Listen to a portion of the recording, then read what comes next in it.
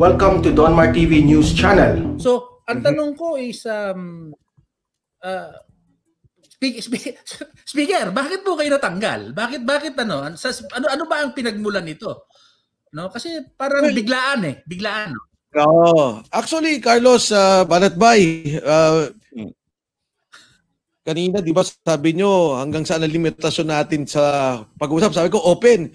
Pagtawag nyo pa, introduction pa lang, medyo na off balance na kaagad ako. Pero anyway, alam nyo, Carlos, Banatbay, sa lahat po na nanonood nakikinig, ito namang speakership fight, naintindihan ko naman. Ako naman talaga nanindigan para kay Speaker Alan Cayetano at inaamin ko naman yan kahit nung maging nandun kami sa plenaryo.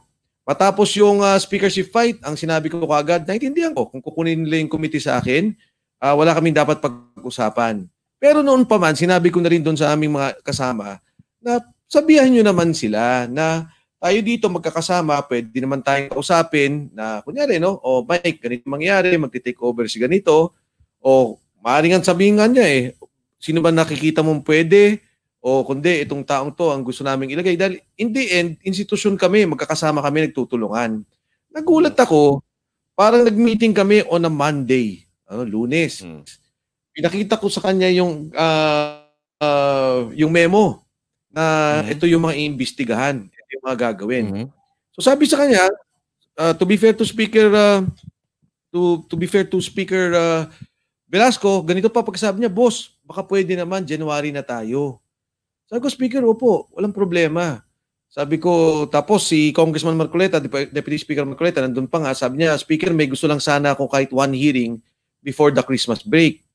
Tapos sabi niya, sige, ano ba yan? No? Nag-uusap din kami. Tapos sabi, bumalik sa akin, sabi ko, sabi niya, so pwede ng January? So, ang sagot ko naman kagad, naman Speaker, kasi, di ba, alam niyo, matagal to, 1 buwan kaming hindi pinag-hearing.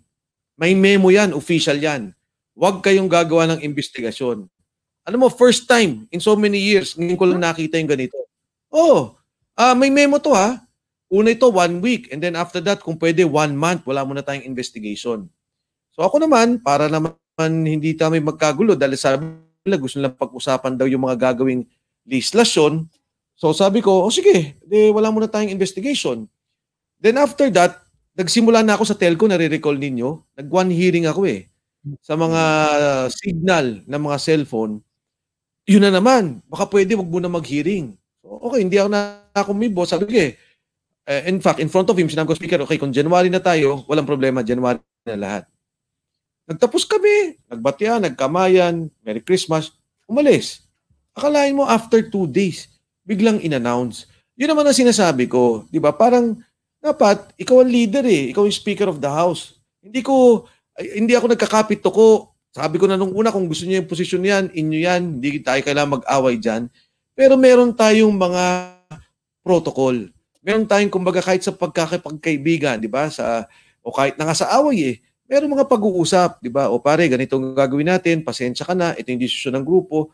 Naintindihan ko yun. O, baka nga pag ni-request ko pa, Speaker, baka pwedeng if you can give me the opportunity na mag-resign and then you elect kung sino man. Alam mo, ito wala. Walang salita, walang sa floor. Tumawag nga sa akin yung mga ilang kasamaan na may babasahin na sa floor, tawagan naman kagad. Sabi ko, ba't naman ako tatawag? Diba? Kung ganyan na yung nagiging desisyon, at ito naman para bang hindi to appointee position. This is an elected position. Kami nagno-nominate at ine-elect namin ng mga tao. Hindi ito parang you're serving at the service of a certain person. Ngayon, Mike Carlos, ito yung aming memo. Ito yung mga investigasyon. Yun? Ayan. Actually, boss, yun yung tatanong ko sa inyo Pwede ba natin basahin lang ng konti yung mga nais ninyong paimbestigahan? Ayan po ang SALN. SALN.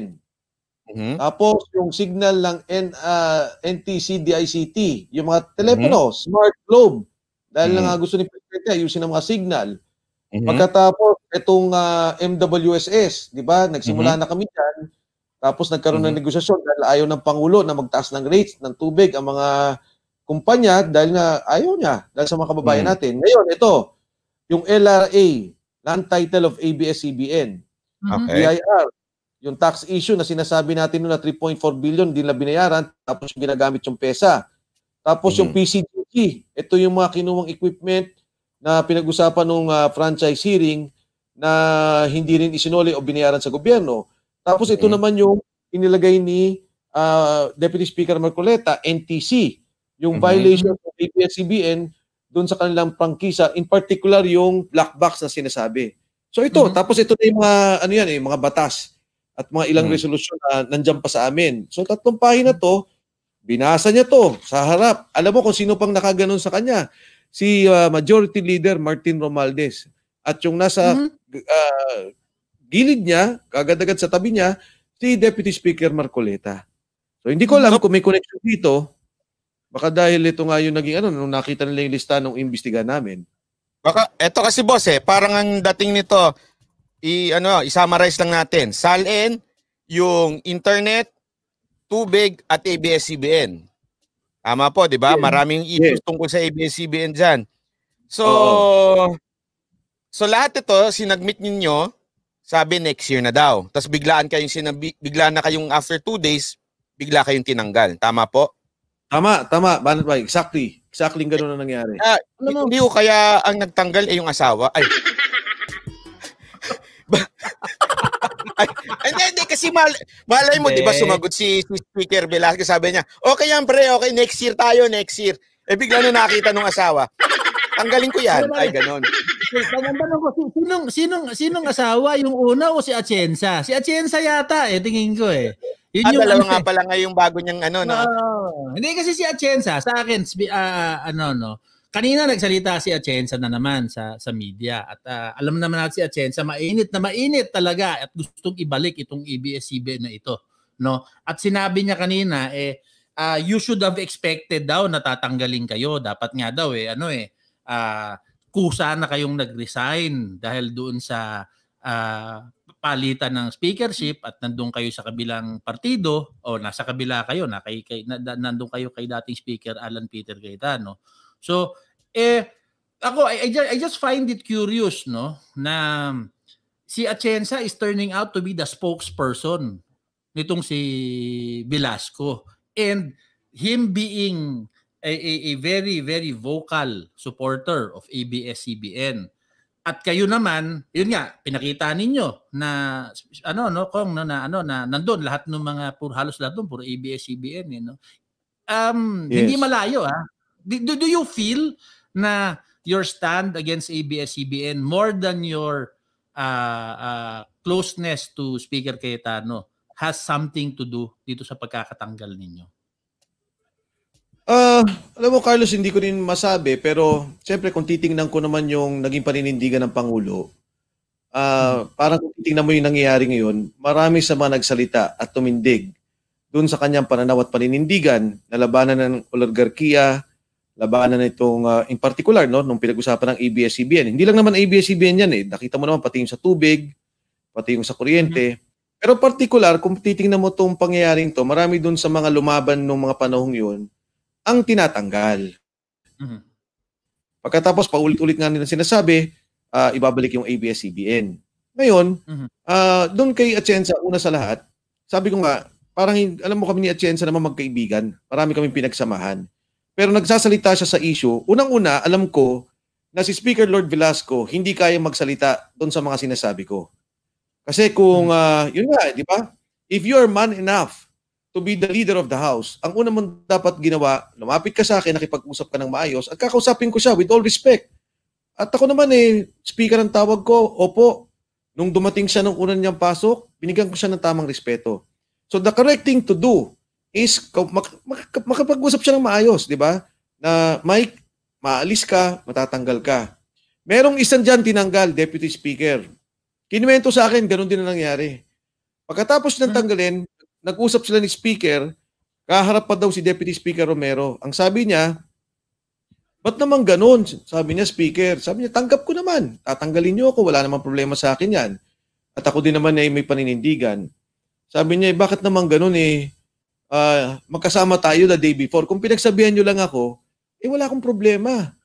Diba? Ako pa nga mismo siguro ang magbibitaw, re-resign, para wala na rin sila magiging problema sa floor at maganda yung daloy ng aming pag-usap. Eh, ang sagot daw ni speaker sa kanya pasensya ka na, immaturity ko. Eksakto yan na sinabi. Ang kwentong yan, sinabi niya, ang kinwentuhan yan, siguro mga 10 tao kaharap ako. So anyway, going back to the point. Si Congressman Atienza, Deputy Speaker Atienza, hindi niya alam yung nangyari. Nung nag-usap-usap kami. At alam ko naman, kung nalaman niya yung nangyari na nagkakaroon ng pag-uusap, dahil syempre, sabi lang, investigation tayo January, magbigay ka naman ng report kay Speaker. So thinking mo, okay, bigay akong report. Kung ako'y kinausap ko agad, tatanggapin ko. Walang problema. Number 2, sinasabi lang nakikialam daw ako sa pagtanggal kay Mikey Romero. Sinabi ni Atienza. Hindi ako kailanman nakialam. Noon pa, during the 11th Congress, the 10th Congress, na magtanggal ng mga tao. Dahil unang-una wala naman ako sa liderato. In the case of Speaker Alan Cayetano, wala din naman ako sa liderato. Of course, I am the chairman of the Public Accounts Committee, but that is the decision of Speaker Alan Cayetano. And alam ni Mikey Romero na 2 beses niya akong tinawagan asking for a certain favor or assistance na hindi naman siya nagdalawang salita sa akin. So yung mga pinapalabas nila na nakikialam ako na magtanggal ng tao, hindi ko gawain yan. At kung magtatanggal ako ng tao, kakausapin ko. Dahil ako, yung tao may paninindigan, kaya kong marap at kaya kong tindigan yung sarili ko. Yung nga sinasabi ni Banat Bay, may bayag ako para makipag-usap kung ano man yung dapat pag-usapan. At sinabi ko kay Deputy Speaker Atienza, pabayaan mo siya magsalita. Bakit mo pinagtatanggol? Matanda na yan. Kung anong ginawa niya, magsalita siya. Ilinaw niya. Pag-usapan namin. Diba? Hindi naman kailangan ipagtanggol pa siya sa kanyang edad at sa kanyang posisyon. Actually, boss, marami nagtataka dito. So, inamin niya talaga na immature siya? Sabi niya. Kaya niya, ang bihira, oo. Hindi.